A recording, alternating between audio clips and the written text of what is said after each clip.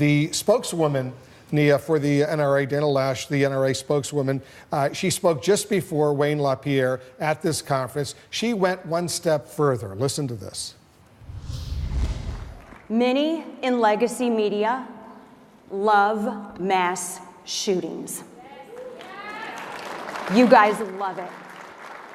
Now, I'm not saying that you love the tragedy, but I am saying that you love the ratings. Crying white mothers are ratings gold.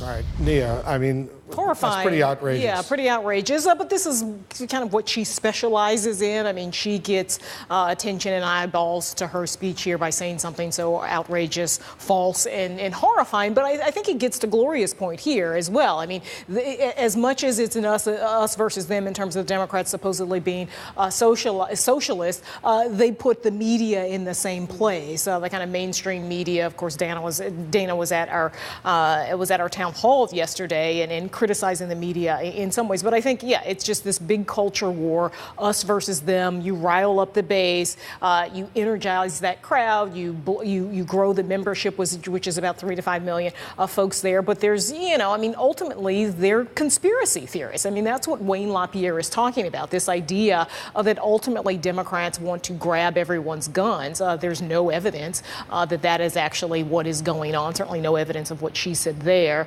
But it's good red meat for that crowd there. Yeah. Josh, the NRA's Wayne LaPierre also said, and I'm quoting him now, he said, the unbelievable failure of the FBI, his words, was one of the reasons for the school shooting. Now, you're a former agent of the FBI. How do you respond to that kind of language? Well, it's upsetting, but it's not surprising, and it's yet another example of an attack on the FBI and law enforcement for purely political reasons. And, we're always going to have these special interest groups that are trying to further their own special interests. That we're never going to stop. But my question, the issue I have is, where are the voices of those who know the FBI, who know law enforcement, stepping out and standing up to say that this nonsense needs to stop?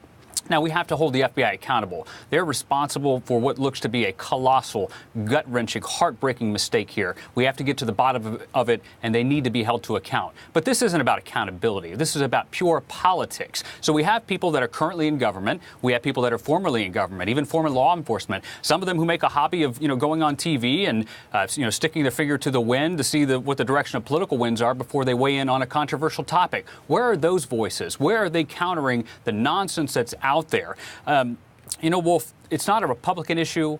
It's not a Democrat issue, but you can guarantee that law enforcement in America are paying attention to every single word of this debate. And my job here is analysis, so let me put it in analytical terms. I assess with extremely high confidence that the quote-unquote party of law enforcement is going to quickly find its way on the road to irrelevancy if they think that the way and the solution to their political problems is to attack the FBI and to attack law enforcement. Yeah, the FBI deputy director, as you know, Josh, he admitted today that procedures weren't followed when they received a tip about this killer, this shooter down in Florida. They've got to learn from that blunder. That was a major mistake and move on.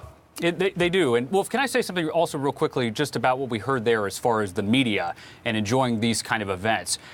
As I sat there and listened to that, I thought, well, wow, what a difference 12 hours make. Talk about Jekyll and Hyde. We didn't see that person last night. But, in front of a red meat audience, it was striking. And I have to say, Wolf, I sat there with you on the day of the shooting, on that set.